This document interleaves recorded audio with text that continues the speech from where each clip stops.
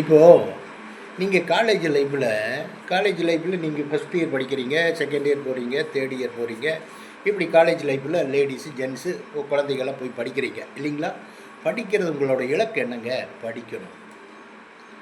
படிக்கணும், பாஸ் ஆகணும், ஒரு உத்தியோகத்துக்கு போகணும், நமக்கு பேரண்ட்ஸ் இருக்கிறாங்கங்கிற ஒரு நினப்பு இருக்கணும்.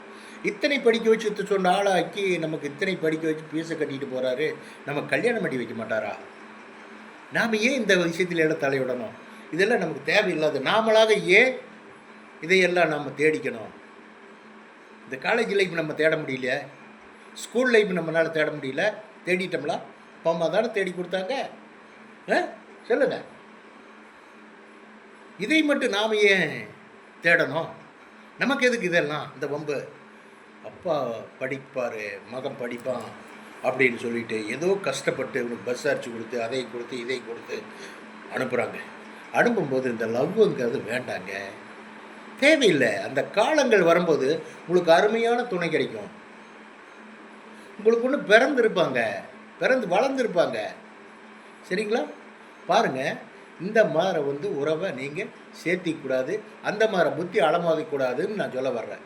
என்னென்னா, நம்மளோட இலக்கு என்ன? படிக்கணும்.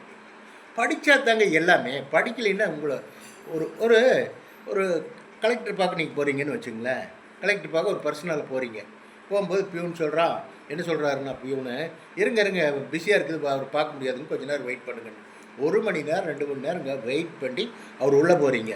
உள்ளே போகும்போது அங்கே நின்று அவர் கேட்பார், கலெக்டர் கேட்பார், என்னப்பா என்ன விஷயம் சொல்லு, மனு கொடுத்துட்டு பாப்பா அங்கே அப்படின்றவார். என்னங்க மனு கொடுத்துட்டு போ, அங்கே கொடுத்துட்டு போ, நான் பார்க்குறேன், ஓகே அப்படின்னு சொல்லிவிட்டு உங்களை உடனே ஒரு செகண்ட் அனுப்பிச்சி விட்ருவார். அதே என்ன கிராஜுவேட்டுன்னு போட்டு உங்கள் பேரை போட்டு ஐஎஃப்எஸ், ஐபிஎஸ், ஐஏஎஸ் என்னங்க இந்த மாதிரி அவர் டெசினேஷன் போட்டு ஒரு பேப்பர் எழுதி கொடுத்து பாருங்கள். நீங்கள் உள்ளே போனோன்னா கம் சிட் டவுன் ப்ளீஸ் அப்படின்னு பாருங்க. படிப்புக்கு அவ்வளோ மதிப்பு இருக்குன்னு சொல்ல வர்றேன். படிக்கணுங்க, நம்ம இலக்கு என்ன? படிக்கணும். அதில் மட்டும் கான்சன்ட்ரேஷன் செலுத்தி அதில் மட்டும் நீங்கள் முன்னணியை வரணுங்கன்னு சொல்ல வர்றேன். பசங்கள்லாம் பசங்களும் தான் பிள்ளைகளும் தான். என்ன அந்தந்த ஸ்டேஜ் வரும்போது அதெல்லாம் ஆட்டோமேட்டிக்காக நடந்தே தீரும். இத்தனை பண்ணுறவங்க உங்களுக்கு அந்த கல்யாணம் பண்ணி வைக்க மாட்டாங்களா? கொஞ்சம் யோசனை விட்டுங்களேன் ப்ளீஸ். Okay, by.